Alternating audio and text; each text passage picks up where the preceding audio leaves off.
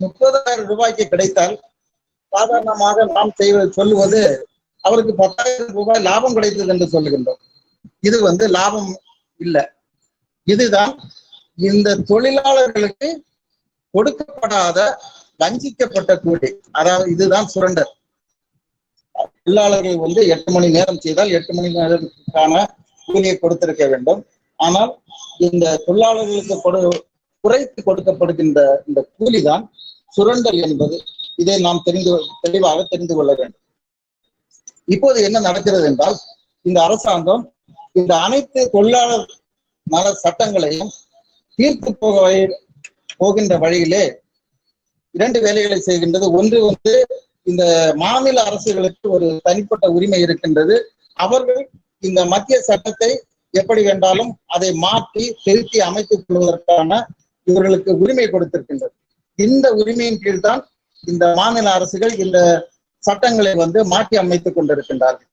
இதனால் இப்போ 8 மணி நேரம் வேலை என்பது இவர்கள் 12 மணி நேரமாக மாற்றி இருக்கின்றார்கள். அதுபோக இந்த 12 மணி நேரம் வேலை செய்தால் இந்த ஓவர் டைமுக்கான சம்பளத்தை கொடுக்க மாட்டார். எனவே இந்த இவர்களுக்கான குறைந்தபட்ச கூலி என்பது ஒட்டுமொத்தமாக ஒரு நிராத பாணியாக மாறிவிடுகின்றது. இந்த தொழிலாளர்களுடைய நான் ஏற்கனவே சொன்ன இந்த 20-23 உரிமைகளையும் தீர்த்து போவதற்கான நடைமுறைகளை இந்த பிஜேபி அரசாங்கங்கள், மாநில அரசாங்கம் செய்ய தொடங்கிவிட்டன.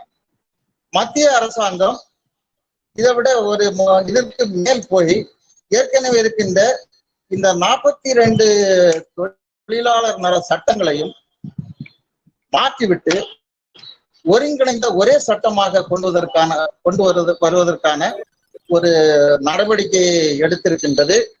இது ஒட்டுமொத்தமாக இந்த தொழிலாளர்களுடைய உரிமைகளையும் இவர்களுடைய சுதந்திரத்தையும் படைத்து இவர்களை ஒரு ஒத்தடிமைகளாக மாற்றக்கூடிய ஒரு சூழ்நிலை வந்திருக்கின்றது. இதை எதிர்த்து சுமார் 10 தேசிய அளவில் இருக்கின்ற தொழிற்சங்கங்கள் ILO அமைப்பிற்கு இந்த கோரிக்கையை விடுத்திருக்கின்றன.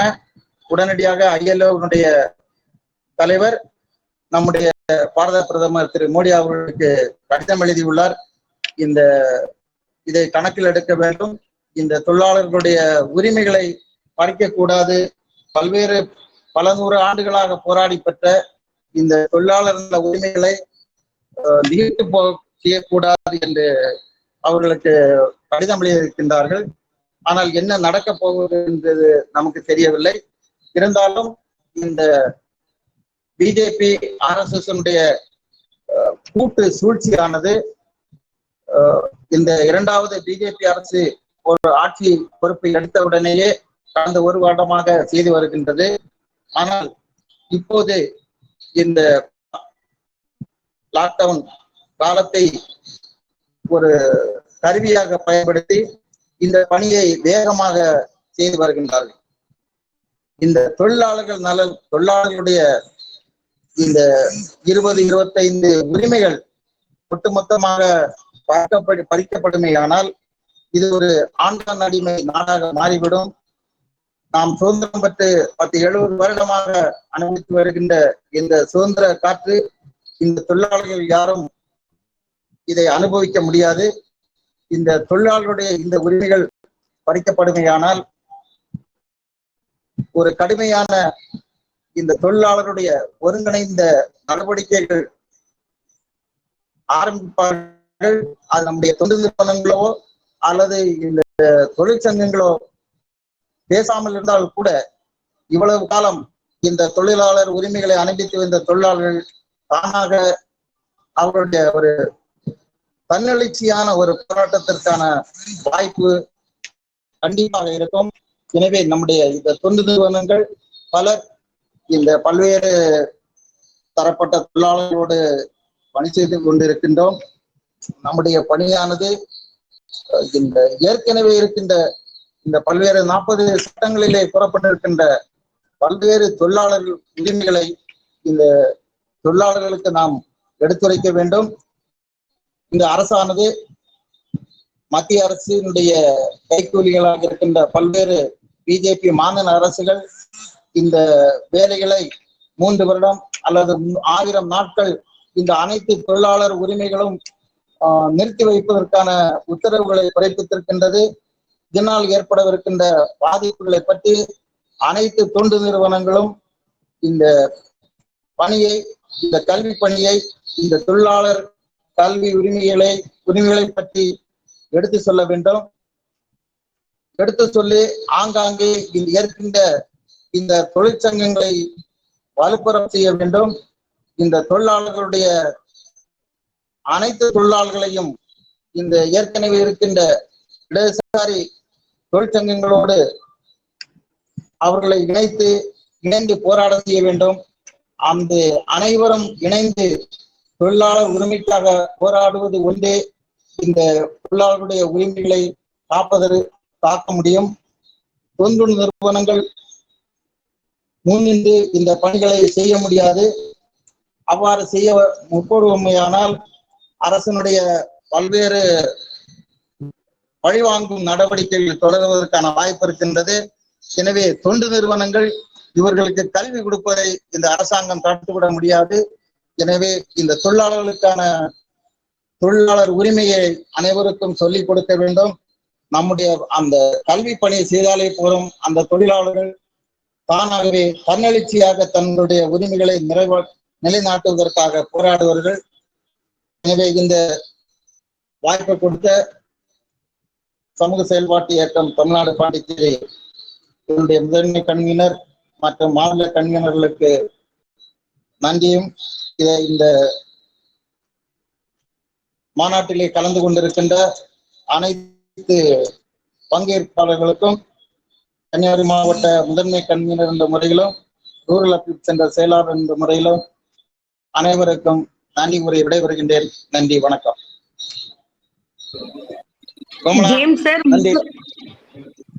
நன்றி ஜேம்ஸ் சார், மிக்க நன்றி. தொழிற்சங்கங்கள் மூலமா நம்ம பெறப்பட்ட உரிமைகள் மீண்டும் பின் பாதாளத்துக்கு போகக்கூடிய ஒரு அவல நிலைக்குள்ள நம்ம இருக்கோன்றது ரொம்ப தெளிவா அழகா சொல்லியிருக்கீங்க. சோ சார் கிட்ட மத்த உறுப்பினர்கள் நம்ம இப்ப இந்த மாநாட்டுல கலந்து கொண்டிருக்க ஏதேனும் கேள்விகள் கேட்கவும் நீங்கள் அவரிடம் கேட்கலாம். மற்றவங்க பேசி முடிச்ச பிறகு இந்த கேள்வி நேரத்தை வைத்துக் கொள்ளலாமே. ஓகே, பேச்சாளர்களுக்கு வாய்ப்பு கொடுத்து அனைத்து பேச்சாளர்களும் பேசி பிறகு வாய்ப்பு கொடுக்க சிறப்பாக இருக்கும் என்று கருதுகிறேன். நன்றி. ஓகே, நன்றி சார், நன்றி சார். அடுத்ததாக நம்ம இன்னைக்கு விளிம்பு நிலை மக்களோட பறிக்கப்பட்ட தொழிலாளர்களுடைய உரிமைகள், நம்மளுடைய உரிமைகள் எல்லாம் இன்னைக்கு எவ்வளவு பறிக்கப்பட்டிருக்குன்றத பத்தி நம்ம மரியாதை சொன்னாங்க. அடுத்தது விவசாயம், விளிம்பு நிலையில விவசாயிகளும் விவசாய தொழிலாளர்களும் எப்படி உரிமைகள் பறிக்கப்படுதுன்றத நம்மளுடைய ஆஸ்வர்ட் குவிண்டால் சார், ஹலோ, குடும்பம் அமைப்புல இருந்து ஆஸ்வர்ட் குவிண்டால் சார் அவங்க இப்ப நம்மளோட பகிர்ந்து கொள்ள போகிறார்கள்.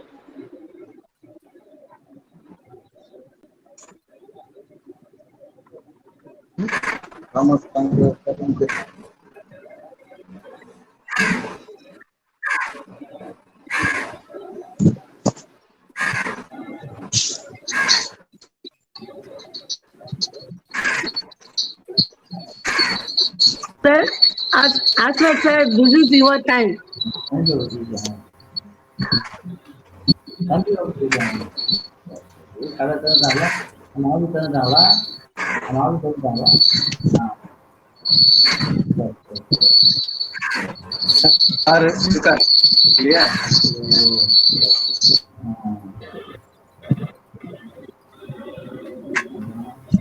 சார் ஆஸ்வத் சார் லைன்ல இருக்கீங்களா?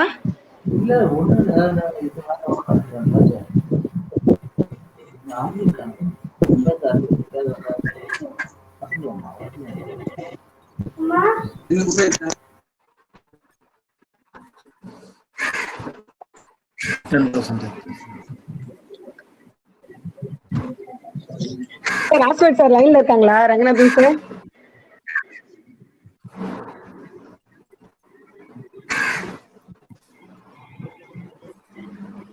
தாமஸ் பிராங்கோ பேசுறேன். நான் ரெடியா இருக்கிறேன் 11 மணில இருந்து. வெல்கம். நன்றி.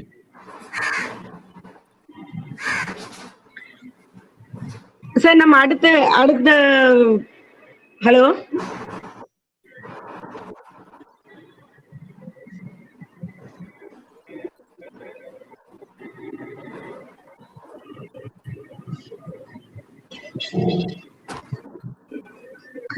ரங்கநாதன் சார்.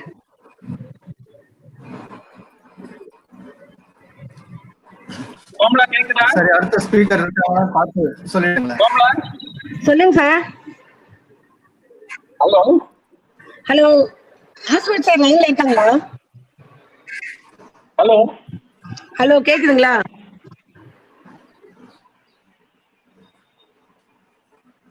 கமலா கேக்குதா?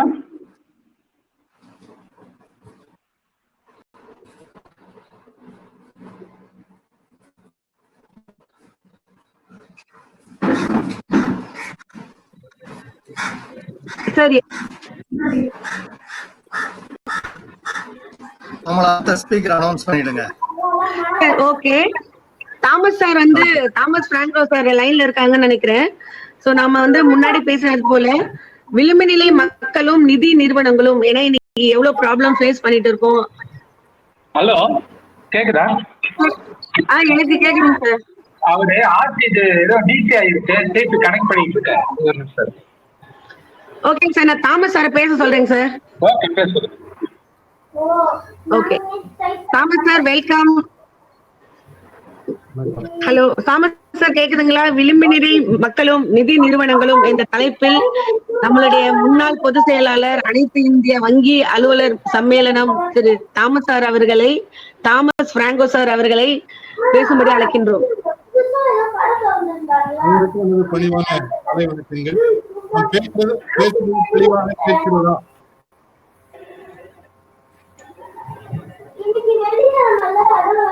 நான் பேசுறது கேக்குதா? யாரோ சார் நீங்க பேசுங்க சார்.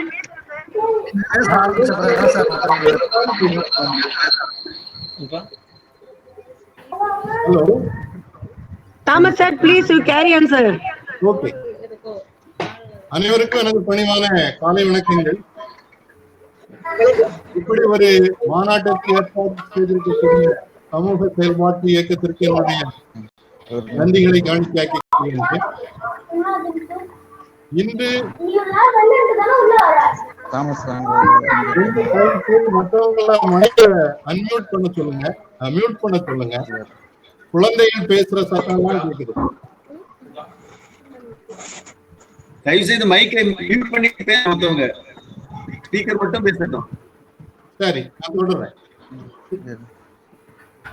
இன்று COVID-19 பாதிப்பு மத்திய அரசும்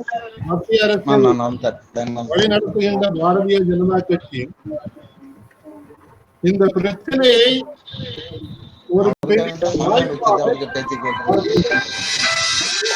இதை தயக்கம் இல்லாமல் தன்னுடைய அறிவிப்புகளிலும் சொல்கின்றார். ஹலோ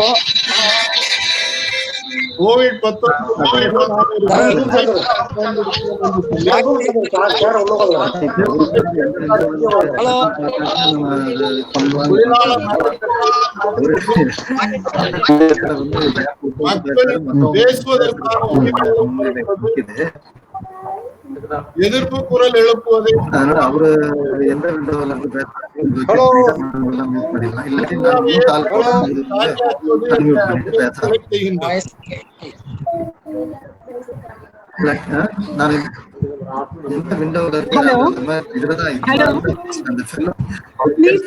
எல்லா மெம்பர்ஸும் பேக்ரவுண்ட் சவுண்ட் அதிகமா இருக்கு. Please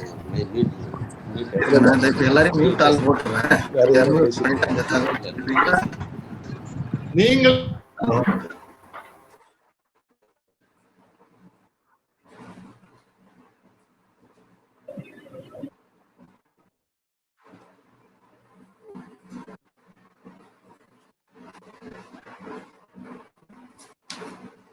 hello sir Thomas sir, நீங்க மட்டும் பேச ஆரம்பிங்களேன். நான் பேச ஆரம்பிச்சேன், இப்ப இடையில நிறுத்தினேன். நான் அப்படியே கேரியா எனக்கு ஒன்னே ஒண்ணு சொல்லுங்க, இப்ப நான் பேசுறது உங்களுக்கு கேக்குதா தெளிவா? நல்லா தெளிவா கேக்குது சார். ஆனா கொஞ்சம் லோ வால்யூமா இருக்கு. இப்ப சார் மத்தவங்க கேக்குது சார், எல்லாரும் சார் மற்றவங்க மைக்க மியூட் பண்ணி வைக்க சொல்லுங்க சார். ஓகே,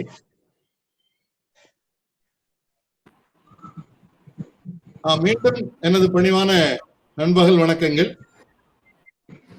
இன்றைக்கு இருக்கக்கூடிய சூழ்நிலையில மத்திய அரசு இந்த COVID-19 வந்திருக்கக்கூடிய பிரச்சனையை தனக்கு ஒரு வாய்ப்பாக, தன்னுடைய திட்டங்களை வேகமாக அமல்படுத்துவதற்கான வாய்ப்பாக பயன்படுத்துகிறது. இதை தயக்கமில்லாமல் நிதியமைச்சர் ஒவ்வொரு பத்திரிகையாளர் சந்திப்பிலும் சொல்லிக் கொண்டிருக்கின்றார்.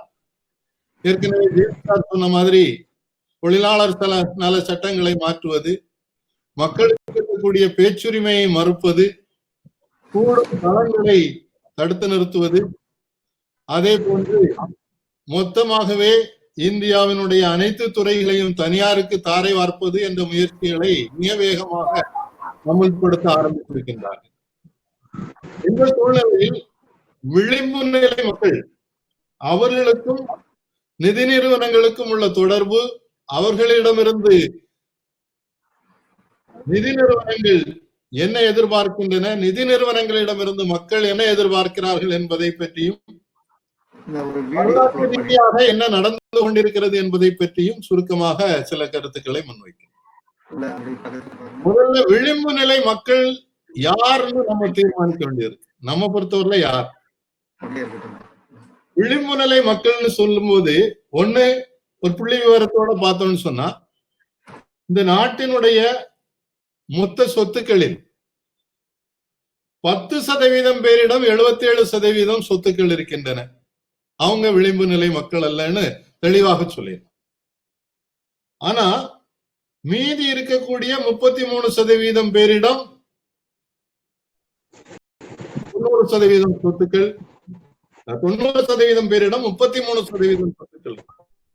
அதுல அடியில இருக்கக்கூடிய 50% பேரிடம் பார்த்தோம் என்றால் வெறும் 2.5% சொத்துக்களே இருக்கின்றன. அதே ஒரு 60% பேருன்னு எடுத்துக்கிட்டோம்னாக்கி 5.1% சொத்துக்கள் இருக்கின்றன. இப்ப நான் இந்த 60% பேரை விளிம்பு நிலை மக்களாக நாம கட்டாயமாக எடுத்துக்கொள்ள வேண்டும் என்று நினைக்கிறேன். சமீபத்துல நிதியமைச்சர் பேசும்போது சொன்னாங்க, இந்தியாவில் 80 கோடி ஏழைகள் இருக்கின்றார்கள், அவர்களுக்கெல்லாம் நாங்கள் இந்த அரிசி கோதுமை கொடுக்க போறோம்னு சொன்னாங்க. அந்த எண்ணிக்கையை பார்த்தீங்கன்னா அது இந்தியாவினுடைய மக்கள் தொகையில் 61.5% பேர். அப்ப இவர்களை நம்ம விளிம்பு நிலை மக்கள்னு எடுத்துக்கலாம். இப்ப இந்தியாவில் ஏற்றத்தாழ்வு என்பது மிக அதிகமாக வேகமாக அதிகரித்துக் கொண்டிருக்கிறது. இதுக்கு ஆக்ஸ்ஃபார்ம் ரிப்போர்ட்டை படிக்கலாம், வேர்ல்டு டெவலப்மெண்ட் ரிப்போர்ட் படிக்கலாம், வேர்ல்டு வெல்த் ரிப்போர்ட் படிக்கலாம், கிரெடிட் ஸ்விஸ் ரிப்போர்ட் படிக்கலாம். இது எல்லாத்துலயும் பாத்தீங்கன்னா அந்த சதவீதங்கள் ஒவ்வொரு சிறு சதவீதங்கள் தான் மாற இருக்கிறது, மாற்று வேறுபாடு இருக்கிறதே தவிர இந்த 60-61% பேர் மிக ஏழைகளாக பாதிக்கக்கூடியவர்களாக இருக்கிறார்கள் என்பதில் மாற்று கருத்து. இதுல இந்திய அரசாங்கமே கொடுத்திருக்கக்கூடிய ஒரு புள்ளி விவரத்தை நாம பலரும் பயன்படுத்துவதில்லை. அது கொஞ்சம் ரொம்ப கவனமாக பார்க்க வேண்டும். அதை அடிக்கடி பேசணும், மக்களுக்கு சொல்லணும்ன்றது அவசியம். அது என்னன்னு சொன்னா, 2011 நடத்தப்பட்ட socio economic and caste census, சமூக பொருளாதார மற்றும் கிராமிய கணக்கெடுப்பு 2015.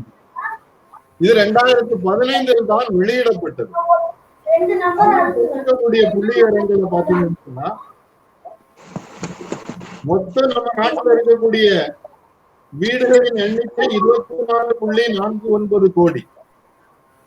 அதுல 5.37 கோடி 5.37 லட்சம் வீடுகள் நிலமற்றவர்களாக இருக்கின்றார்கள். அவங்களுக்கு கொஞ்சம் கூட இது மொத்த மக்கள் தொகையில் 29.9%, 30% வச்சுக்கலாம். அதே மாதிரி 13% பேர், 2.37 கோடி பேர் ஒரே ஒரு அதை இருக்கக்கூடிய கச்சா வீடுகளில் வாழ்ந்து கொண்டிருக்கிறார்கள் என்பதை அந்த புள்ளி அதே மாதிரி 3.86 கோடி பேர், அதாவது 21% பேர் தாழ்த்தப்பட்ட இருக்கின்றார்கள். 56% பேருக்கு கிராமப்புறங்களில் எந்தவிதம் இல்லை என்பதை பிடிக்க தெரியாதவர்கள். கிராமப்புற ஏழைகள் 60% என்பதை அந்த புள்ளி விவரம் ஏற்றுக்கொள்கிறது. இதுல முக்கியமான ஒரு புள்ளி விவரம் என்னன்னு சொன்னா, மொத்த மக்கள் தொகையில் 74.5% பேர், 74% பேருக்கு அவங்களுடைய மாத வருமானம் என்பது, அந்த குடும்பத் தலைவருடைய மாத வருமானம் என்பது 5000 ரூபாய்க்கு குறைவாக இருக்கிறது. விளிம்பு நிலை மக்கள் அவங்க நாளுக்கு நாள் அவர்களுடைய எண்ணிக்கை அதிகரித்துக் கொண்டிருக்கிறது. இதுல வங்கிகள், நிதி நிறுவனங்களுக்கு பங்கு என்ன நடந்திருக்கிறது என்பதை ரீதியாக பார்த்தோம்னு சொன்னா, சுதந்திரம் கிடைத்த போது இந்தியாவில் இருக்கக்கூடிய நிதி நிலைமை எப்படி, நிதி நிறுவனங்கள் எப்படி இருந்ததுன்னு சொன்னா, முழுக்க முழுக்க தனியார் கையில் இருந்தது. 1947 இருந்து 55 வரை 205 தனியார் வங்கிகள் திவாலாகி போச்சு. அப்பதான் 1955 முதலாவதாக இம்பீரியல் பேங்க் ஆஃப் இந்தியா என்று இருக்கின்ற பிரிட்டிஷ் பேங்க பொது உடைமையாக்கி ஸ்டேட் பேங்க் ஆஃப் இந்தியா உருவாக்கப்படுகிறது. அப்போ சொல்லப்பட்ட ஒரு புள்ளி விவரம் என்னன்னு சொன்னா, வங்கிகள் கொடுத்திருந்த மொத்த கடனில் வெறும் 0.2% மட்டும் தான் விவசாய கடனாக கிடைத்திருந்தது. 55 ஸ்டேட் பேங்க் ஆஃப் இந்தியா உருவாக்கப்பட்ட போது கொஞ்சம் வங்கி கிளைகள் அதிகரிக்கப்படுகிறது. அப்போ பல்வேறு ஆய்வுகள் நடக்கிறது. இந்த நாடு என்ன செய்யணும், எப்படி புதிய பொருளாதாரத்தை மீட்டெடுப்பது, எப்படி ஏழ்மையை ஒழிப்பது என்பதெல்லாம் பற்றி நேரு காலத்திலிருந்து திட்டமிடும் போதுதான் பொதுத்துறை நிறுவனங்கள் உருவாக்கப்படுகின்றன, 5 ஆண்டு திட்டங்கள் உருவாக்கப்படுகின்றன. அப்போ 1954 ஒரு அறிக்கை வெளியிடுகின்றார்கள். All India rural credit survey ரிப்போர்ட்ன்றது, அது இப்போ வெப்சைட்ல அவைலபிள், நீங்க பார்க்கலாம். அதுல தெளிவாக சொல்லப்பட்டது என்னன்னா, 10% பேர் அன்னைக்கு கணக்குப்படி 1950 புள்ளி விவரத்தை வச்சு சொல்றாங்க, 10% பேரிடம் நாட்டினுடைய 40% சொத்துக்கள் குவிந்து கொண்டு இருக்கின்றன. அதுல இருந்து ஒரு மாற்றம் கொண்டு வர வேண்டும் என்று அந்த ரிப்போர்ட் சொல்லுது. அதுல என்ன சொல்றாங்கன்னா, கிராமப்புறங்கள்ல சாதாரண மக்களுக்கு தொழில் செய்யவோ, குடிவிசை தொழில் செய்யவோ, விவசாயங்கள் செய்யவோ கடன் கிடைக்கவில்லைன்னு சொல்றாங்க. அதை தொடர்ந்து 1964 மகளோனபிஸ் கமிட்டின்னு சொல்லி ஒரு பொருளாதார நிபுணர், அவர் பிளானிங் கமிஷன் மெம்பராக இருந்தவர், அவருடைய தலைமையில ஒரு கமிட்டி போட்டு அவங்க ஒரு அறிக்கையை வெளியிடுகின்றார்கள். அந்த அறிக்கையும் இதை மீண்டும் வலியுறுத்துகிறது. அவங்க ஒரு முக்கியமான பாயிண்ட் என்ன சொல்றாங்கன்னு சொன்னா, தொழிலதிபர்கள் தான் வங்கிகளுக்கு சொந்தக்காரர்களாக இருக்கிறார்கள். அவங்க கையில வங்கிகள் இருக்கும்போது நிச்சயமாக பெரும்பான்மை மக்களுக்கு வளர்ச்சிக்கு வாய்ப்பில்லைன்னு சொல்றாங்க.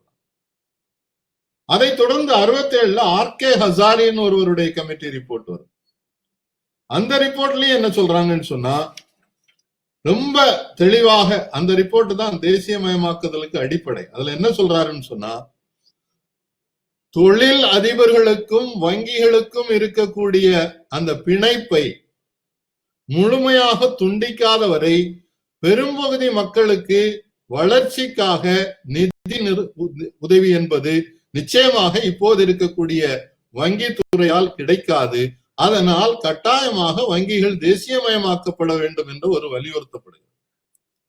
அதை வச்சு இடதுசாரி பாராளுமன்ற உறுப்பினர்கள் எல்லாம் பாராளுமன்றத்துல குரல் எழுப்புறாங்க, கட்டாயமாக வங்கிகளை தேசியமயமாக்கும்.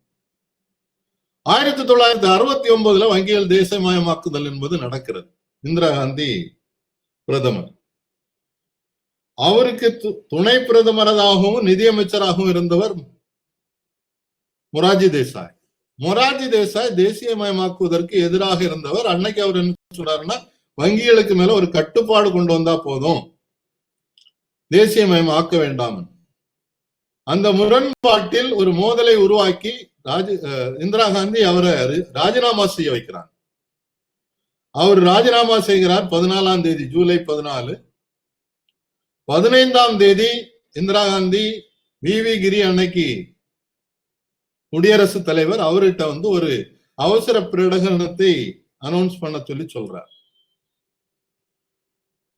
அன்றைக்கு குடியரசுத் தலைவராக இருந்த வி கிரி அவருடைய பதவியை ராஜினாமா செய்துவிட்டு அடுத்த தேர்தலில் போட்டியிடுவதற்காக ராஜினாமா செய்துட்டு நாமினேஷன் போட வேண்டியது.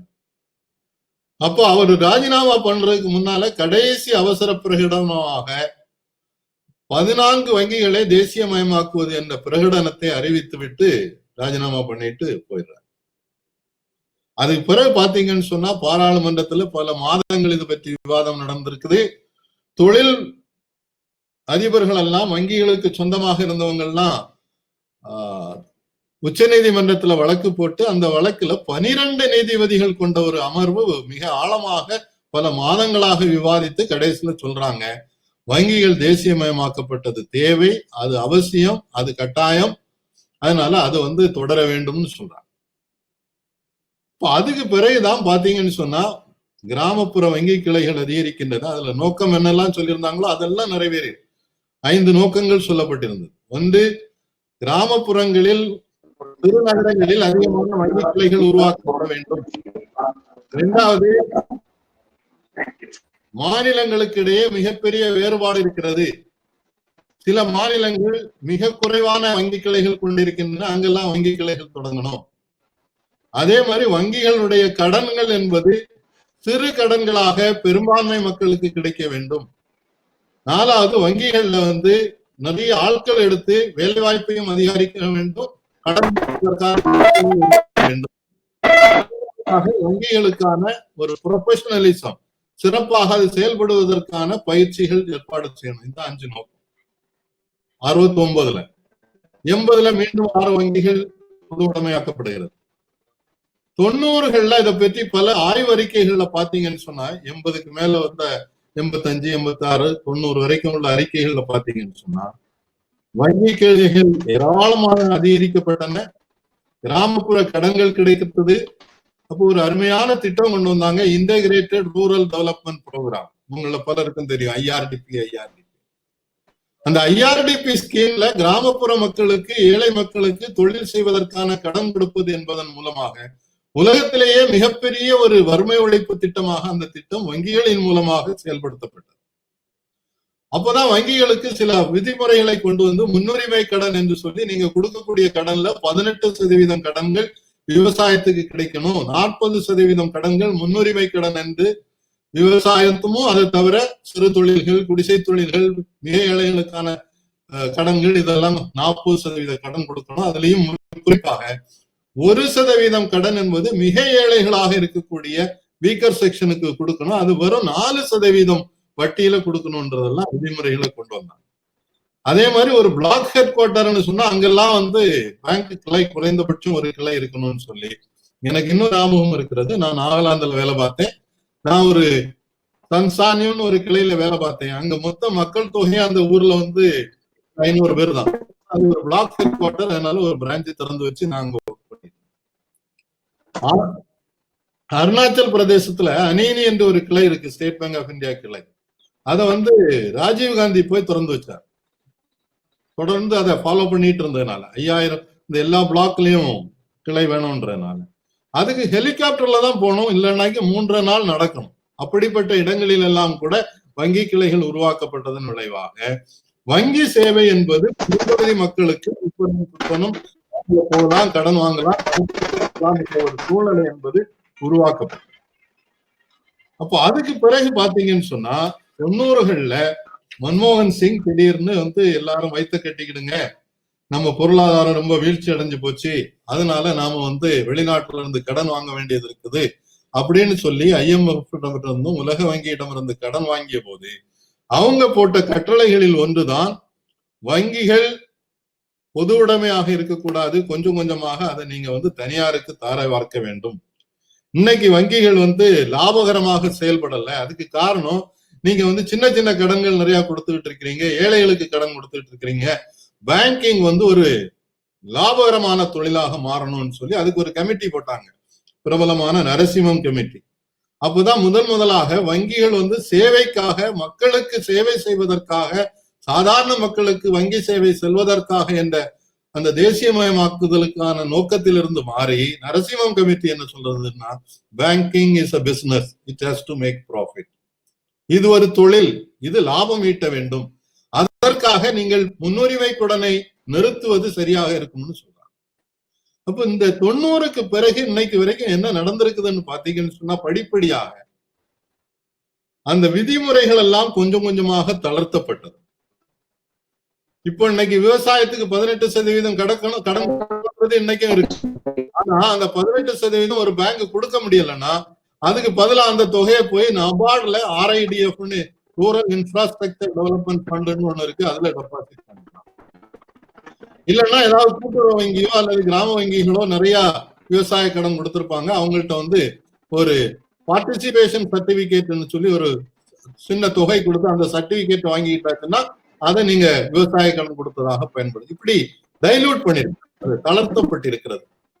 அதே மாதிரி முன்னுரிமை கடன்ன்றதை பொறுத்தவரை இன்னைக்கு இப்ப சமீபத்தில் உள்ள அறிவிப்பை பார்த்திருப்பீங்க.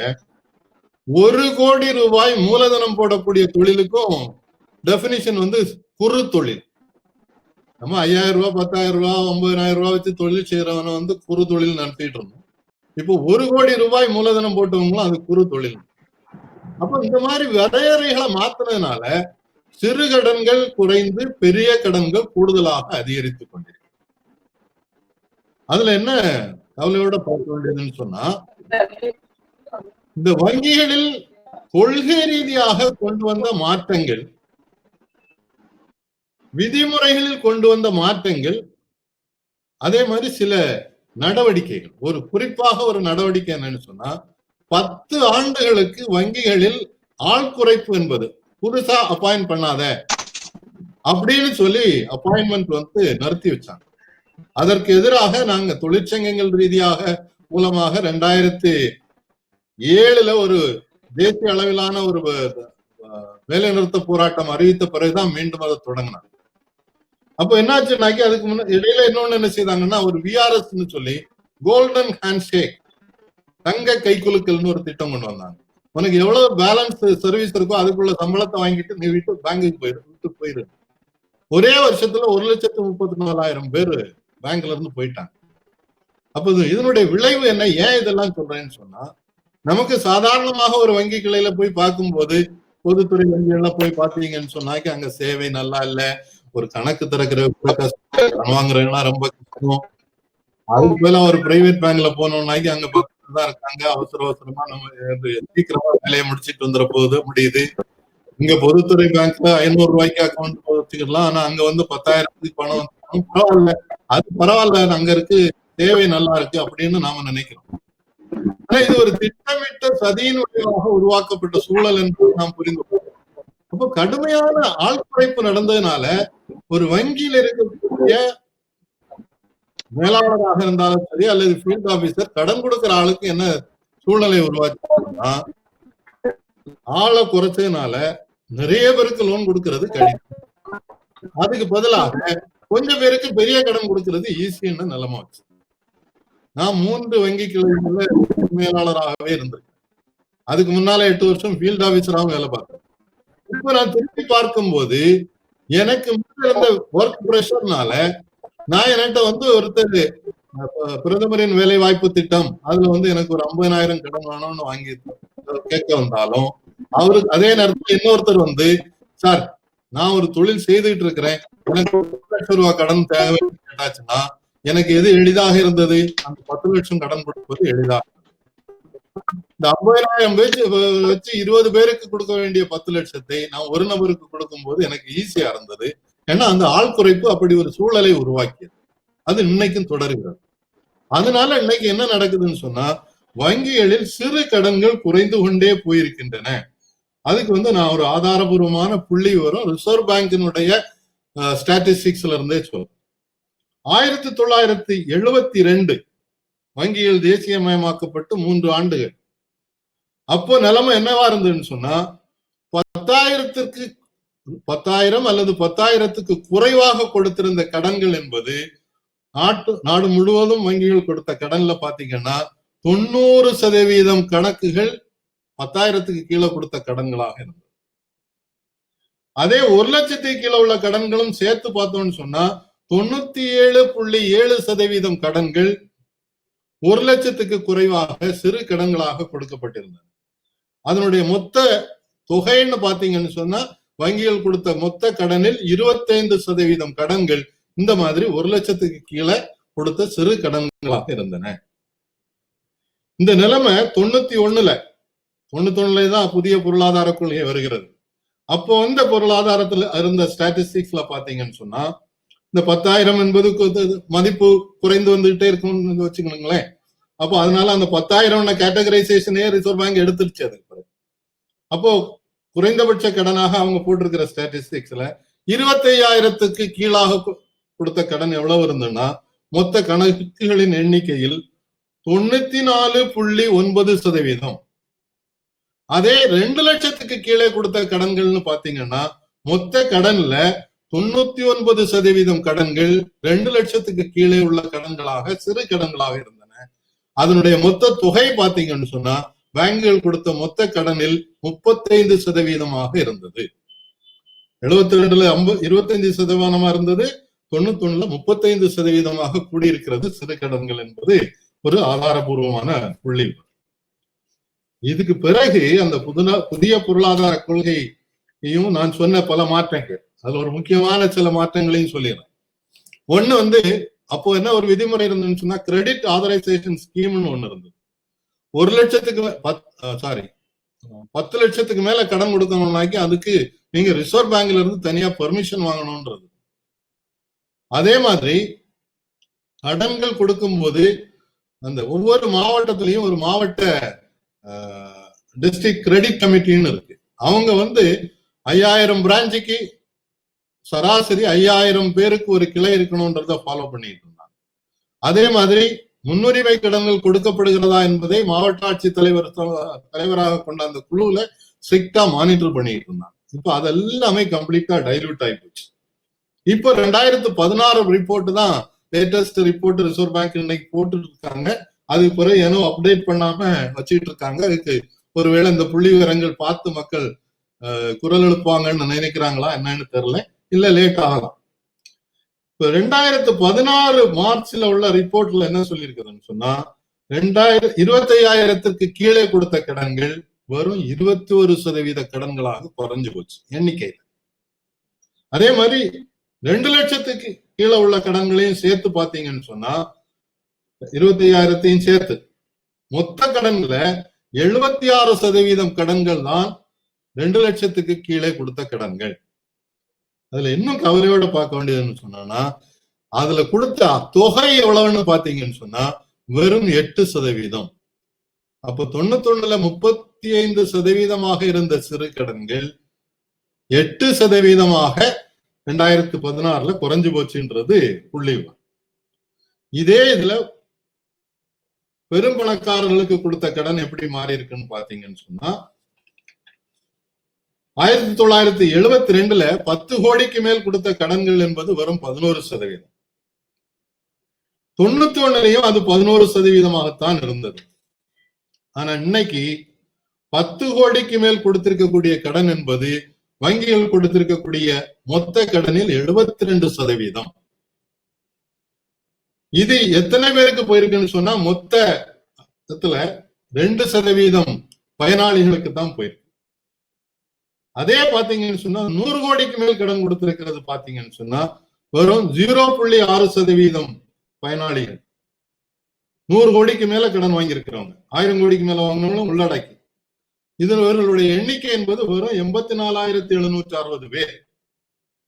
அவங்கள்ட்ட தான் இந்த பணம் இன்னும் குவிந்து கொண்டிருக்கிறது. இப்ப பேங்குகளும் இன்னைக்கு கூடுதலாக அவங்களுக்கு தான் செய்துட்டு இருக்காங்கன்றது இந்த புள்ளி வரும். இதுல ரொம்ப மோசமான புள்ளி வரும் என்னன்னு சொன்னா 1000 கோடிக்கு மேல் கடன் கொடுத்திருப்பது வெறும் 11,643 பேருக்கு இந்த கடன் போய் சேர்ந்திருக்கிறது.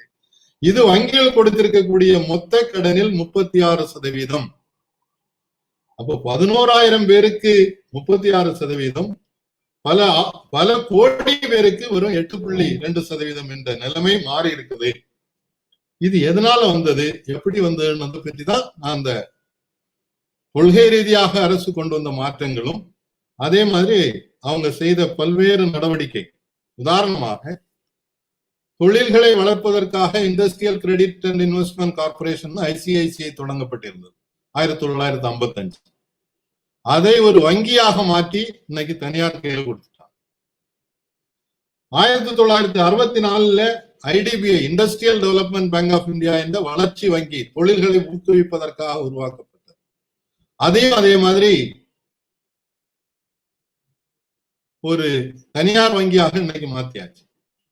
அதே மாதிரி UTA இருந்தது, யூனிட் ட்ரஸ்ட் ஆஃப் இந்தியா, மக்களுடைய சாதாரண சேமிப்பை பத்து அதை வளர்ச்சிக்கு பயன்படுத்துது. அதை UTI பேங்கா மாத்தினாங்க, இப்ப ஆக்சிஸ் பேங்கா மாத்திட்டாங்க. HDFC வீடுக்கான கடன் கொடுப்பதற்கான ஒரு பிரத்யேகமான வளர்ச்சி நிறுவனம், அதையும் பேங்க்னு மாத்தி இன்னைக்கு தனியார் கையில கொடுத்துட்டாங்க.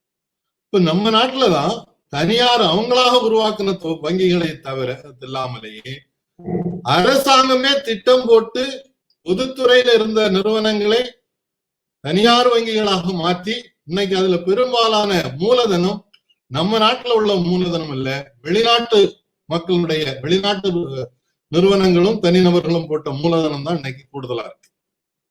சோ அவங்க தான் இன்னைக்கு பெரிய வங்கிகளாக மாறிட்டாங்கன்னு சொல்லி அரசாங்கம் அவர்களுக்கு ஊக்கத்தை கொடுக்கிறதுன்றது திட்டமிட்டு செய்திருக்கக்கூடிய செயல் என்பதை நம்ம பார்க்கணும்.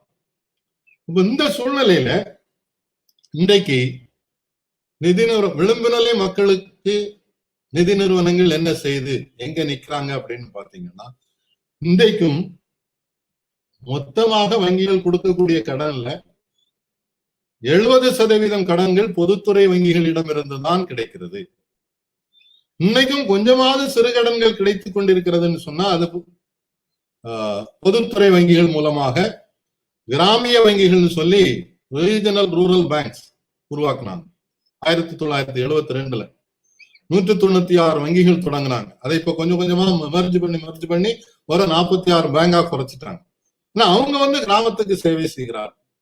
கூட்டுறவு வங்கிகள், அதே மாதிரி பிரைமரி அக்ரிகல்ச்சர் கோஆபரேட்டிவ் சொசைட்டிஸ், இவர்கள் எல்லாம் தான் இன்னைக்கு விளிம்பு நிலை மக்களுக்கு கொஞ்சமாவது கடன் கிடைக்குதுன்னா அதற்கான உதவியை அந்த கடன்களை கொடுத்து கொண்டிருக்கிறார். இன்னைக்கு விளிம்பு நிலை மக்கள் யாரை நம்பி இருக்கக்கூடிய சூழ்நிலை உருவாகி இருக்குதுன்னு சொன்னா, ஒண்ணு கந்து வட்டிக்காரன்ட்ட மீண்டும் போக வேண்டிய சூழ்நிலை ஆயிப்போச்சு. அது இல்லைன்னாக்கி வங்கிகள் அல்லாத நிதி நிறுவனங்கள்னு சொல்லக்கூடிய நான் banking financial company, Muthoot finance, Manappuram finance, Bajaj finance, Reliance finance, இப்படி நூற்றுக்கணக்கான வங்கிகள் அல்லாத நிதி நிறுவனங்கள். அவங்க பேங்க்ல இருந்து 9.5%, 10% கடன் வாங்கி அவங்க 24% வரைக்கும் வட்டிக்கு சாதாரண மக்களுக்கு கடன் கொடுத்துட்டு இருக்காங்க.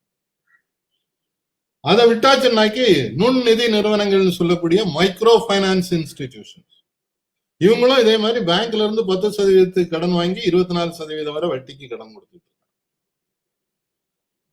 கூட்டுறவு பேங்க்குகள்ல இன்னைக்கும் கொஞ்சம் கடன் கிடைக்குது, விவசாயிகளுக்கு குறிப்பாக கிடைக்குது, பிரைமரி அக்ரிகல்ச்சர் கோஆபரேட்டிவ் சொசைட்டில கிடைக்குது. அது இன்னைக்கும் ஒரு 8%, 9% வட்டிக்கு கிடைக்குது. அதுக்கு போதுமான ஊக்குவிப்பு என்பது மத்திய அரசிடம் இருந்து இல்லை. கூட்டுறவு வங்கிகள திவாலாக விட்டு ஆரம்பிச்சிட்டாங்க. ஏற்கனவே ஒரு 3-4 வங்கி கூட்டுறவு வங்கிகள்ல திவாலாயாச்சு. பெரும்பணக்காரர்கள் பணம் போட்டிருந்த பேங்க் அதை ஸ்டேட் பேங்கை டேக் ஓவர் பண்ண சொன்னாங்க. ஸ்டேட் பேங்க் டேக் ஓவர் பண்ணிருக்கு. LIC அதுல மூலதனம் போடும்.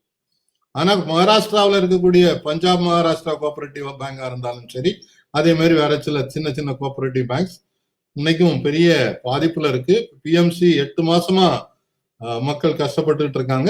ஒரு 3-4 பேங்க் இந்த காலகட்டத்திலேயே திவாலாக அனுபவித்திருக்கிறார்கள். ஆனா தனியார் வங்கிகளை மட்டும் திவாலாக விடுவதில்லை. அரசாங்கம் அவங்களை பாதுகாப்பதற்கு பொதுத்துறை நிறுவனங்களை, பொதுத்துறை வங்கிகளை பயன்படுத்தும். இது இல்லாம பாத்தீங்கன்னா விளிம்புற நிலை மக்களுக்கு இன்னைக்கு உதவியாக இருக்கிறது சுய உதவி குழுக்கள்.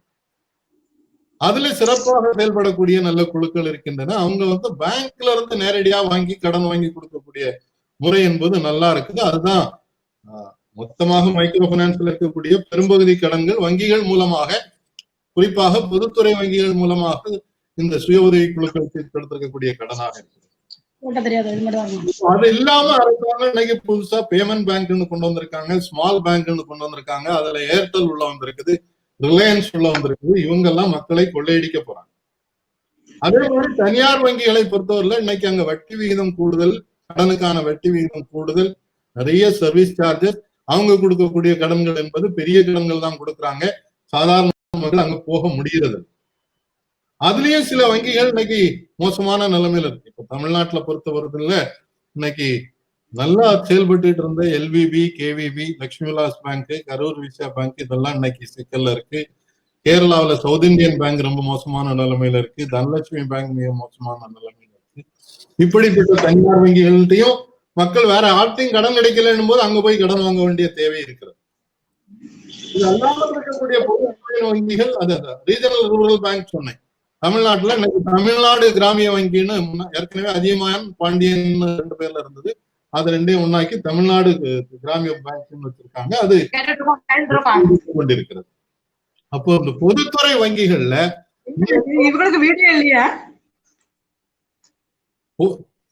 பொதுத்துறை எல்லாம் பிளாக் ஆயிருக்கு. அப்படி அவர் பேர் தான் டிஆர் விஆர் யாரோ கத்திட்டே இருக்காங்க. கொஞ்சம் அவங்கள மைக்க மியூட் பண்ண சொல்லுங்க தயவுசெய்து. அப்ப இன்றைக்கு பொதுத்துறை வங்கிகள் இன்னைக்கும் கொஞ்சம் சேவைகள் செய்துட்டு இருக்காங்க. அந்த வங்கிகள் உண்மையிலேயே பொதுமக்களுக்கு சேவை செய்யக்கூடிய வங்கிகளாக நடக்கணும்னு சொன்னா அதை வலியுறுத்துவதில் நம்மை போன்ற தொண்டு நிறுவனங்களுக்கு ஒரு மிகப்பெரிய பங்கு இருக்கிறது. இன்னைக்கு கோவிட் பாதிப்பு வந்த பிறகு இந்த வங்கிகளின் மூலமாக பல்வேறு கடன் திட்டங்கள் அறிவிக்கப்பட்டிருக்கின்றன. மத்திய அரசு அறிவித்திருக்கக்கூடிய இந்த தள்ளுவண்டியில எல்லாம் இருக்கக்கூடிய சிறு தொழில் லட்சம் பேருக்கு 5000 வச்சு 10,000 வச்சு கடன் கொடுக்க சொல்லியிருக்காங்க. இது பொதுத்துறை வங்கிகள் தான் கொடுக்க போகுது. என்னுடைய கோரிக்கை அரசாங்கத்துக்கு நான் சொல்றது என்னன்னா, இந்த 10,000 இலவசமா அதுக்கு போய் கடன் சொல்லி ஒரு 5,000 கோடி ரூபாய் மொத்தத்துல அத அவங்களுக்கு இலவசமா கொடுத்தீங்கன்னா சந்தோஷமா பேங்கு கலையறதுக்கு பதிலாக தொழில் செய்து கொஞ்சம் முன்னேறுவாங்கன்றது ஆலோசனை. அதே நேரத்துல அப்படிப்பட்ட கடன்கள், விவசாய கடன்கள், அதுக்கெல்லாம் முக்கியத்துவம் என்பது இன்னைக்கு பல்வேறு சர்க்குலர்ஸ் பொதுத்துறை வங்கிகள்ல இருந்து போட்டு அதுக்கான முக்கியத்துவம் என்பது கொடுக்கப்பட்டிருக்கிறது. இந்த சூழ்நிலையில விளிம்பு நிலை மக்களுக்கு சேவை செய்ய வேண்டும் என்றால் நாம் இன்று இருக்கக்கூடிய சுய உதவி குழுக்களை வலுப்படுத்த வேண்டும். அதுல சுய உதவி குழுக்களை நாசம் பண்றதுக்குன்னே ஒரு அமைப்பு நம்ம தமிழ்நாட்டுல இருக்கிறது. அது என்ன அமைப்பு? மகளிர் மேம்பாட்டு நிறுவனம். அவங்க ஏற்கனவே வச்சுட்டு இருக்க குழுவெல்லாம் நீங்க என்கிட்ட டேட்டாவை கொடுங்க, எங்க கண்ட்ரோல்ல வாங்க, நீங்க தனியா கடன் கொடுங்கன்னு சொல்லி அதை சீரழிச்சுட்டு இருக்காங்க. அதை எதிர்க்க வேண்டிய கடமையும் சோசியல் ஆக்ஷன் மூவ்மெண்ட் நினைக்கிறேன். அதே நேரத்துல வெற்றிகரமாக செயல்படக்கூடிய சுய உதவி குழுக்களுடைய அனுபவங்களை பயன்படுத்தி அதே மாதிரி குழுக்களை வலுப்படுத்துவது. அதே மாதிரி இன்றைக்கு ஒரு புதிய முயற்சியாக அரசாங்கம் ஊக்குவிக்கக்கூடிய ஒன்றாக என்ன வந்திருக்குதுன்னு சொன்னா ஃபார்மர் ப்ரொடியூசர் ஆர்கனைசேஷன்ஸ். இதுல கொஞ்சம் இப்போ அதுக்குள்ளாலையும் பெரிய முதலாளிகள் வர்றதுக்கு முயற்சி செய்யறாங்க. ஆனா தொண்டு நிறுவனங்கள் முயற்சி செய்து இந்த மாதிரி நிறுவனங்கள் இப்போ நான் பார்த்திருக்கிறேன் கண்கூடாக. தேனியில விடியல் என்ற ஒரு அமைப்பு இருக்கு. ஆடு வளர்ப்போர் சங்கம் 5000 பேர் வச்சிருக்காங்க. 9 கோடி ரூபாய் அவங்களுடைய இப்போ உள்ள டர்ன் ஓவர் மிக சிறப்பாக செயல்படுகிறது. அந்த மாதிரி பல்வேறு இப்ப நம்ம இதுல கரூர் பக்கத்துல அரவாக்குறிச்சியில பாத்தீங்கன்னா பெண்களே நடத்தக்கூடிய முருங்கை கூட்டுறவு சங்கம் வச்சிருக்காங்க. கூட்டுறவு அல்ல, ஃபார்மர் ப்ரொடியூசர் ஆர்கனைசேஷன். தமிழ்நாட்டுல கூட்டுறவு சங்கங்கள் அரசியல் படுத்தப்பட்டதுனால ரொம்ப மோசமா இருக்கு. கொஞ்சம் நல்லா செயல்படக்கூடியதும் இருக்குது. ஆனா அவங்க என்ன செய்யறாங்கன்னா அரவாக்குறிச்சியில முருங்கையை கலெக்ட் பண்ணி அதுல இருந்து முருங்கை ஆயில், அதே மாதிரி முருங்கை பவுடர் இந்த மாதிரி ஏற்றுமதி கூட பண்றாங்க.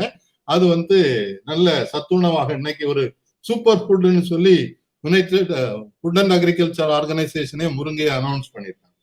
ஸோ அந்த மாதிரி பல முயற்சிகள் நடக்குது. அதை பார்த்து அதை மற்ற தொண்டு நிறுவனங்களும் பயன்படுத்தலாம். அதே மாதிரி ஜேம்ஸ் சார் ஆரம்பத்துல சொல்லும்போது சொன்னாங்க, நாம் நேரடியாக போராட முடியாது, ஆனா போராட்ட களத்தில் இருக்கக்கூடிய இடதுசாரிகள் இல்ல முற்போக்கு சிந்தனையாளர்களோடு சேர்ந்து சில விஷயங்கள்ல போராட வேண்டியிருக்கு. அதுல குறிப்பாக கூட்டுறவு சங்கங்களை வலுப்படுத்த வேண்டும், கூட்டுறவு வங்கிகளை வலுப்படுத்த வேண்டும், கிராமிய வங்கிகளை வலுப்படுத்த வேண்டும், பொதுத்துறை வங்கிகளை வலுப்படுத்த வேண்டும், தனியாருக்கு தாரை வார்க்க கூடாது என்ற போராட்டங்களில் நம்மை போன்ற அமைப்புகள், சமூக செயல்பாட்டு அமைப்பு இயக்கத்தில் இருக்கக்கூடிய நிறுவனங்கள் எல்லாம் அதிலும் பங்கேற்க வேண்டும். அதன் மூலமாகத்தான் ஒரு மாற்றை கொண்டு வர முடியும். இன்றைக்கு அரசு முழுக்க முழுக்க இந்த சூழலை பயன்படுத்தி எல்லாவற்றையும் தனியாருக்கு தாரை வார்ப்பது என்பதும் அதே போன்று பெருமுதலாளிகளுக்கு கொடுத்ததும் என்ற முயற்சியை செய்கிறது. நான் இறுதியாக இன்னொரு புள்ளி விவரத்தை சொல்லிடுறேன். இந்த பேங்குகள் கடன் கொடுத்ததுக்கும் இந்த தனிநபரிடம் பணம் குவிவதற்கும் எவ்வளவு தொடர்பு இருக்குது என்பதற்கு உள்ள புள்ளி விவரத்தை சொல்றேன். நான் ஏற்கனவே சொன்னேன், 1950 மேல்மட்டத்தில் இருந்த 10% இடமும் 40% சொத்துக்கள் இருந்தன. 82, 83 அது 30% குறைந்தது. எப்படி குறைஞ்சது? வங்கிகள் சாதாரண மக்களுக்கு சிறு கடன்கள் நிறைய கொடுத்ததுனால அது நடந்தது. பாத்தீங்கன்னா அடிமட்டத்தில் இருந்தக்கூடிய 19% இருந்த 1950 அடித்தளத்தில் இருக்கக்கூடிய 50% பேரிடம் 19% சொத்து இருந்தது. அது 82, 83 24% கூடியிருக்கிறது. இதுக்கு வங்கிகள், பொதுத்துறை வங்கிகளுடைய தேவை என்பது மிக உதவியாக இருந்திருக்குது. மீண்டும் அது இந்த புதிய பொருளாதார கொள்கை கொண்டு வந்த பிறகு 2000 பாத்தீங்கன்னு சொன்னா 21% 50% அடிமட்டத்தில் இருக்கக்கூடிய 50% பேருடைய சொத்து குறைந்திருக்கிறது. நேர்மாறாக மேல்மட்டத்தில் இருக்கக்கூடிய 10% பேருடைய சொத்து 40% மீண்டும் அதிகரித்தது. அது 2014 50% 55% இருக்கிறது. 2014 இந்த ஆட்சி வந்த பிறகு இன்னைக்கு 2019 பாத்தீங்கன்னு சொன்னா அது 80% குவிந்திருக்கிறது. டாப் 10% மேல இருக்கக்கூடிய 10% பேரிடம் 30% சொத்து குவிந்திருக்கிறது. அதுக்கும் வங்கிகள் கொடுத்திருக்கக்கூடிய கடனுக்கும் நேரடியாக தொடர்பு இருக்கிறது என்பதை நீங்க அனலைஸ் பண்ணி பாத்தீங்கன்னா தெரியும். அதுக்காக தான் நான் பல புள்ளி விவரங்களை சொன்னேன். கலந்து ஆலோசிப்போம். கேள்விகள் இருந்தால் நான் பதில் சொல்றேன். நாம் செய்ய வேண்டிய பணியாக சமூக செயல்பாட்டு இயக்கம் என்பது சாதாரண மக்களோடு, விளிம்பு நிலை மக்களோடு, சுய உதவி குழுக்கள் மூலமாக, கூட்டுறவு அமைப்புகள் மூலமாக, விவசாய உற்பத்தியாளர்கள் சங்கங்கள் மூலமாக பல வடிவங்களில் சாதாரண மக்களுக்கு, ஏழை மக்களுக்கு கடன் கிடைப்பதற்கு நாம் ஒரு பாலமாக இருந்து அவர்களை இந்த கொள்ளையடிக்கும் நிறுவனங்களிடமிருந்து பாதுகாக்கக்கூடிய பணியை செய்ய வேண்டும். பொதுத்துறையை பாதுகாப்பதற்காக நடக்கக்கூடிய இயக்கங்களில் எங்களோடு இணைந்து நிற்க வேண்டும் என்று கூறி விடைபெறுகிறேன். நன்றி, வணக்கம். விளிம்பு நிலை ஏழ்மை மக்களுக்காக பல திட்டங்கள் உருவாக்கப்பட்டு செயல்பட்ட 1955 ஆண்டுகள்ல இருந்து இன்னைக்கு 2019 ஒரு முதலாளித்துவமான ஒரு நாட்டை உருவாகத்திற்கு எப்படிலாம் வங்கிகளும் நிதி நிறுவனங்களும் மாறி வந்திருக்கு. இன்னைக்கு இருக்கிற விளிம்பு நிலை மக்களுக்கு எப்படி காப்பாற்றப்படறதுக்கான வாய்ப்புகள் எங்கெங்கெல்லாம் இருக்குன்ட்டு ரொம்ப தெளிவாக சொன்ன தாமஸ் பிராங்கோ சார், உங்களுக்கு மிக்க நன்றிகள். அடுத்ததாக விளிம்பு நிலை விவசாயிகளும் விவசாய தொழிலாளர்களும் பறிக்கப்படும் உரிமைகளும் பற்றி நம்மளுடைய ஆல்ஃபிரட் குவென்டால் சார் குடும்பம் என்ற நிறுவனத்தில் இருந்து பேச அழைக்கின்றோம்.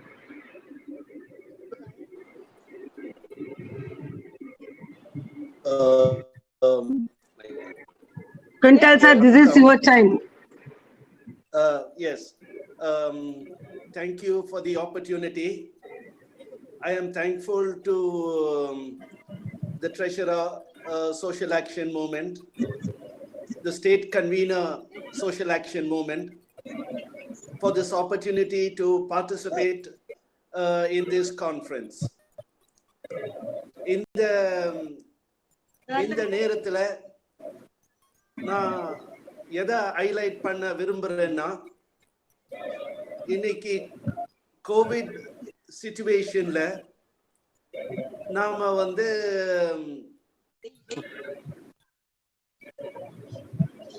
ஒரு மிகப்பெரிய காரணம் என்ன இன்னும் நம்ம பார்க்க வேண்டியதா இருக்கு.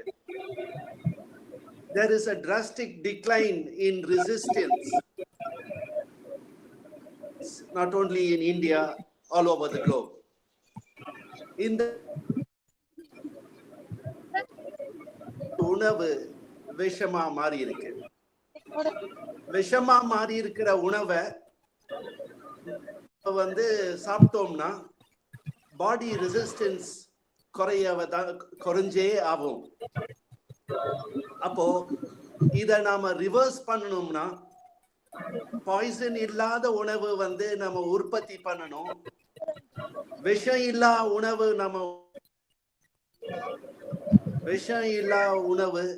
நம்ம வந்து கன்சியூம் பண்ணணும்.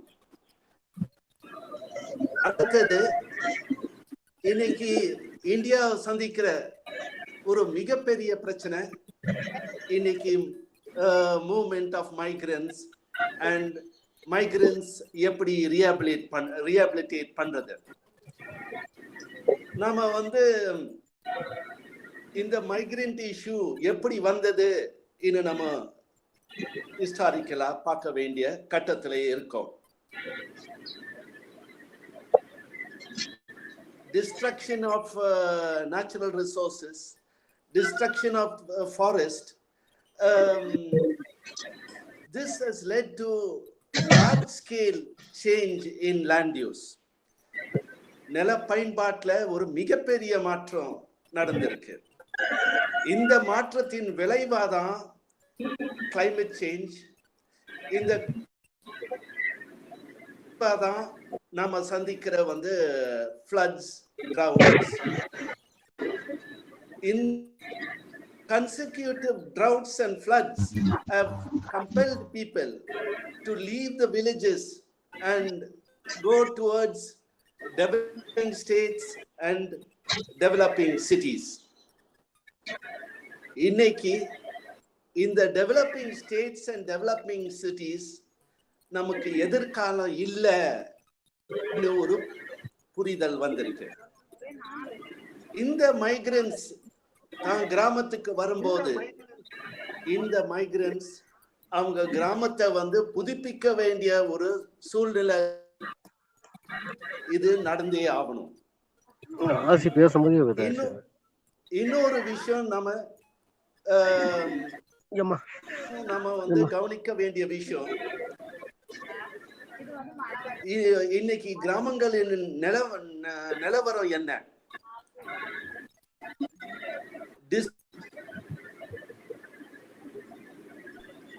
Destruction of village ecology over the last 60-70 years நடந்திருக்கு.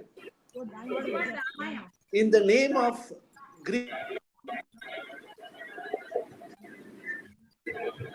of agriculture, over 4,000 years நம்மள்ட்ட இருந்த நம்ம விட்டு வந்து இன்னைக்கு நம்ம கையில இல்ல. இந்த விதைகள் வந்து so-called national seeds replace பண்ணிருக்கு. இந்த விதைகள் என்ன? வந்து ஒட்டு ரக விதைகள். இத நீர் இருந்தா அதிகமான வந்து யூரியா போட்டாதான் வளர முடியும். இது ரெண்டு அதிகமா இருக்கும்.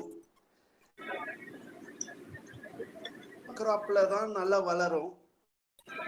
கிராப்பா இருந்தா அத இப்ப நாம நன்மை செய்யும் பூச்சி வந்து விவசாயி நிலத்துல இருக்காது, கிராமத்துல இருக்காது. இதனுடைய விலை நாம என்ன பார்க்கிறோம்னா,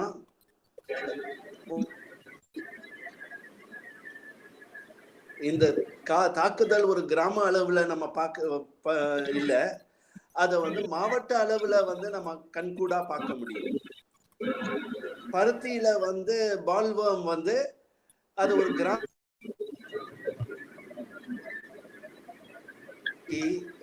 இந்த வெட்டுக்கிளி பிரச்சனை வந்து நம்ம மாவட்ட அளவுல பார்க்கல, மாநில அளவுல பார்க்கிறோம். Almost the whole of North India now is going through a serious crisis. In the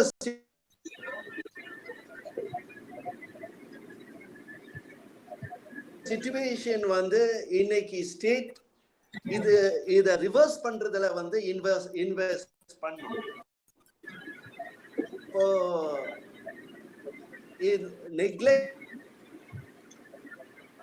அதனுடைய விளைவு வந்து 30 மீட்டர் இருந்தது. இன்னைக்கு நிலத்தடி நீர் வந்து 300 மீட்டர். இன்னைக்கு கிட்டத்தட்ட தமிழ்நாடு வந்து இதுக்கு water conservation, water efficient crops தான் is the alternative. அப்போ state investment வந்து should be in water conservation and efficient water management of water.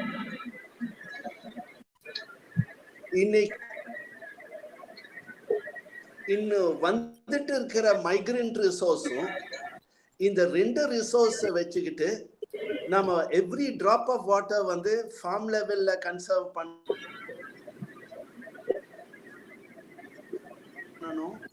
Village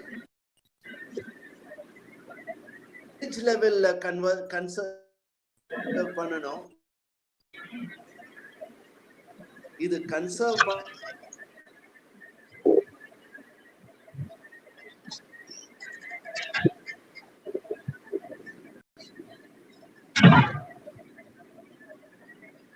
பண்ணாதான் அது வந்து நமக்கு ஃபியூச்சர் இருக்கு.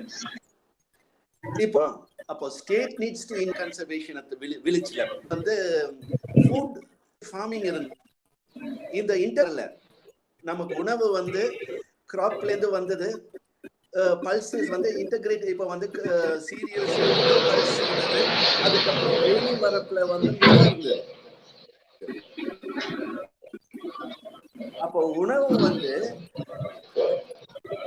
பல்ஸ்ல இருந்து வந்தது, பழங்கள்ல இருந்து வந்தது, அப்புறம் வைல்ட் அன்கல்டிவேட்டட் களை செடிகளா வந்து பிரிக்கிற பழக்கம் இருந்தது. சாப்பிடக்கூடிய களைச்செடிகள் வந்து உணவு ஆடு மாடுக்கு வந்து கொடுத்தாங்க. ஆனா யூஸ் ஆஃப் கெமிக்கல் பெஸ்டிசைட்ஸ் வந்து இந்த களைச்செடிகள் வந்து நம்ம கன்சியூம் பண்ண முடியாம போயிடுச்சு. இந்த நான் கேஷ் ஃபுட் வந்து விளிம்பு நிலையில இருக்கிற வந்து விவசாயி வந்து சிறு குறு விவசாயியும் நியூட்ரியன் சப்ளிமெண்ட் மிகப்பெரிய பங்கு செலுத்தி இருக்கு. Establishing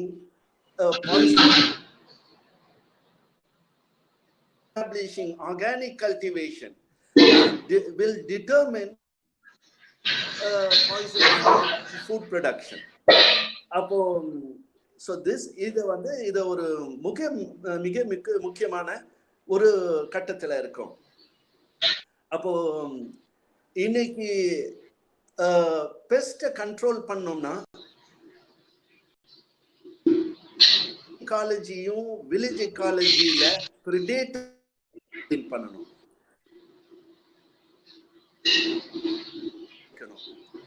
நன்மை செய்யும் பூச்சி நம்ம தக்க வைக்கணும். வில்லேஜ் எக்காலஜிய வந்து கிராமத்துல நம்ம எக்ஸிஸ்டிங் வந்து கிரீனரி நம்ம வந்து மேப் பண்ண வேண்டியதா இருக்கு. இன்னைக்கு வந்து எவ்வளவு கிரீனரி வந்து வில்லேஜ்ல இருக்கு, அடுத்த 3 இயர்ஸ்ல இந்த வில்லேஜ் கிரீனரி வந்து ஒரு 33% நம்ம எப்படி போறோம்? இத வந்து இன்னைக்கு இருக்கிற human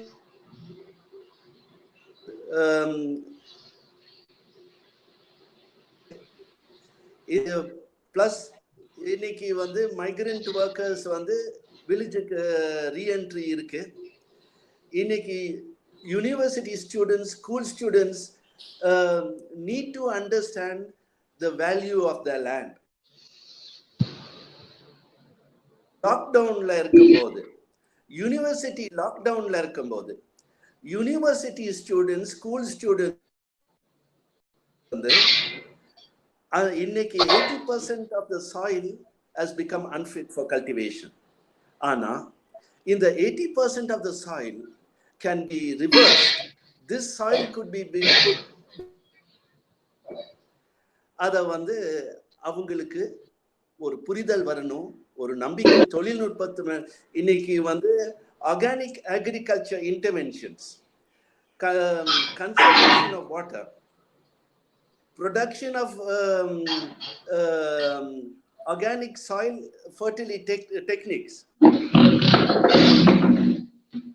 agriculture. Either one, this will rebuild soil fertility. Integrated farming will re-establish poison-free food. Organic farming will re-establish poison-free food. In the discussion, போய் ஆகணும், இவங்களை உள்ளடக்கி இன்னைக்கு கிராமப்புற பகுதியில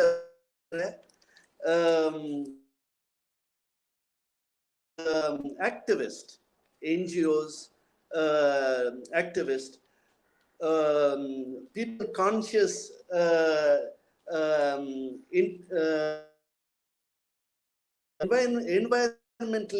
environmentally conscious persons, consumers need to come together and evolve a systematic strategy and conserve every drop of water. How to regreen the villages, how to gradually increase microorganisms in the soil, how to gradually increase predator population in the village. In the effort, the state needs to understand that its future investments should only be in sustainable investments, in sustainable agriculture. I think social action movements, NGOs are all over the country, political come together to pressurize the state in sustainable development and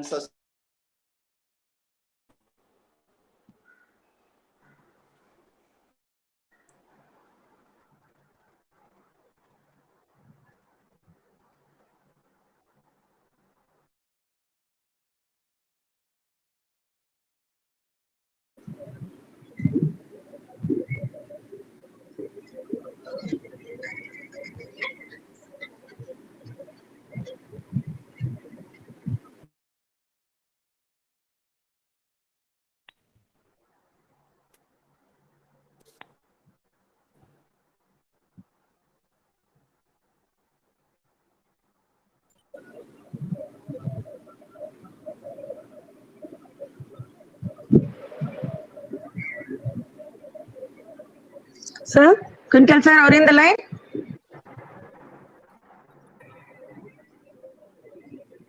Kuntal sir, your voice is not clear, sir. Can you speak loudly? நான் முடிச்சிட்டேன். முடிச்சிட்டீங்களா? Okay, மிக்க நன்றி sir. இன்னைக்கு sustainable agriculture பண்றதுக்கு நம்மளுடைய பொருளாதாரத்தை விளிம்பு நிலை இருக்கும் மக்களுக்கு வந்து எந்த விதத்துல பயன்பாடாக இருக்கும்னு சொல்லிட்டு நீங்க ரொம்ப தெளிவா சொல்லியிருக்கீங்க. உங்களுக்கு மிக்க நன்றிகள் சார். அடுத்ததாக இடம்பெயரும் தொழிலாளர்களும் பறிக்கப்பட்ட உரிமைகளும் பறிக்கப்பட்ட உரிமைகளும் பற்றி நம்ம IRCDS நிறுவனத்திலிருந்து ஸ்டீபன் சார் அவர்களே பேசுறதுக்காக அழைக்கின்றோம். Stephen sir, are you in the line?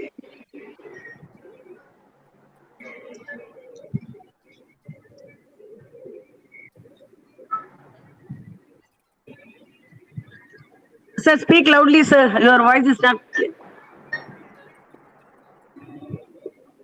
கேக்குதா? கேக்குதுங்க சார். Carry on. கேக்குது.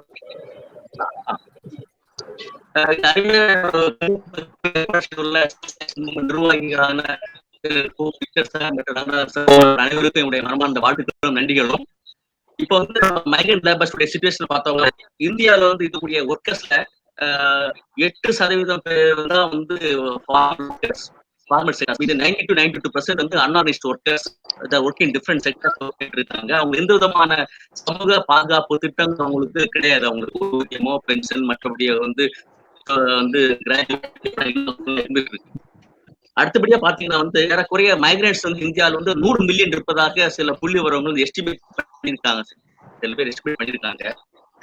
வந்து ஏன் ஊரை விட்டு அவங்க வேலை செய்ய வெளியூருக்கு வர வேண்டிய இருக்கு அப்படின்னா வந்து பருவமழை இல்லாதனாலும் சொந்த ஊரில் உள்ள வாழ்வாதாரங்கள் மிகவும் பாதிக்கப்பட்டுள்ளதாகவும் அவங்களுக்கு வந்து அசையும் சொத்துகளோ அசையா சொத்துகளோ நிலங்களோ வந்து அவங்க வாழ்வாதாரத்திற்காக குடும்பத்தோடு அவங்க வந்து இடம்பெயர வேண்டிய சூழ்நிலைகள் ஏற்பட்டுள்ளது. இந்த வரும்பொழுது அவங்க வந்து இந்த பெரும்பாலான மைக்ரண்ட் ஒர்க்கர்ஸ் வந்து அவங்கள்ட்ட எதுவும் அசையும் சொத்து இல்ல அசையா சொத்து இல்லாததுனால அவங்களுடைய உழைப்பை அடமானமாக வைத்துக் கொண்டு முன்பணம் பெற்றுக்கொண்டு அந்த எம்ப்ளாயிடம் அல்லது கான்ட்ராக்டிடமாக அந்த எம்ப்ளாயரிடம் பில்மன் மூலமாக அவர்கள் முன்பெற்றுக் கொண்டு அதுக்காக அந்த வேலையை செய்வதை ஒத்துக்கொண்டு அவர்கள் வந்து இந்த பணி செய்வதற்காக அவர்கள் இடம் விட்டு இடம்பெயர்ந்து மாநிலம் விட்டு மாவட்டம் விட்டு வேலை செய்ய முன்வருகின்றார்கள். அவங்களுடைய வாழ்வாதாரமானது மிகவும் கேள்விக்குறியான சூழ்நிலை தற்பொழுது கோவிட்னால் ஏற்பட்டுள்ளது. இந்த கோவிட்னால வந்து தொழிலாளர்கள் என்ன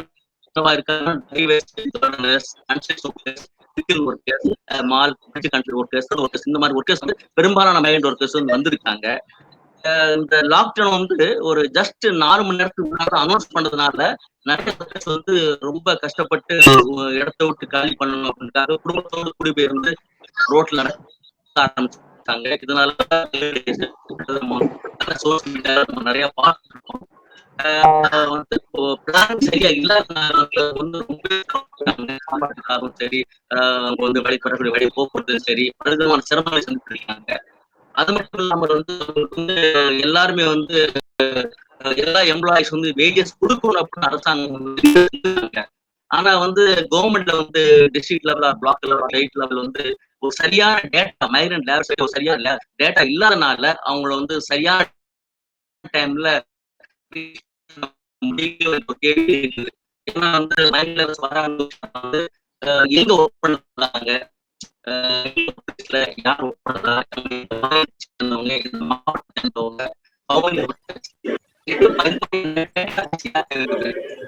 எம்ப்ளாய்ஸ் இருக்கா அது லேப் டிபார்ட்மெண்ட்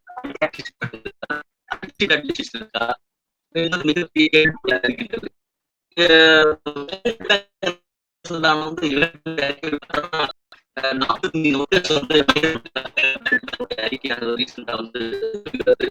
அது மட்டும் இல்லாம வந்து சொந்த ஊருக்கு போகணும் வந்து ஊருக்கு அனுப்புவீங்க.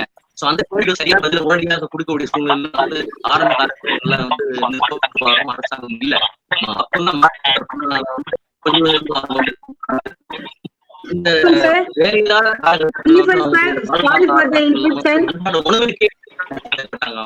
Stephen sir, sorry for the interruption. Your voice is breaking, sir. Stephen sir, your voice is breaking. Not understand. நீங்க என்ன சொல்றீங்கன்னே புரிய மாட்டேங்குது. ஸ்டீபன் சார் உங்க வாய்ஸ் பிரேக் ஆகுது. நீங்க என்ன சொல்றீங்கன்னே புரிய மாட்டேங்குது.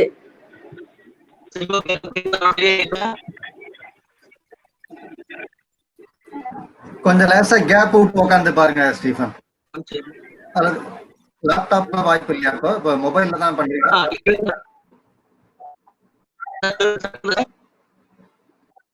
கேக்குதா? ஆமா கேக்குது. இப்போ கேக்குதா? Yes, clear. Yes, clear. Okay, proceed. பேசுறது வந்து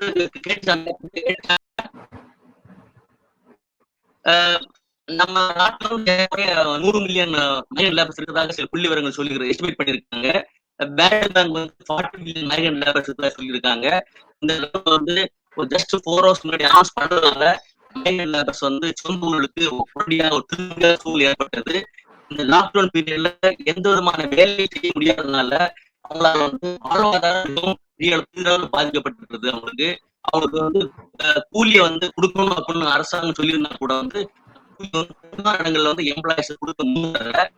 அதுவும் இல்லாம நிறைய செல்ஃப் எம்ப்ளாய்டு பர்சன்ஸ் வந்து இருக்காங்க. அவங்களுக்கு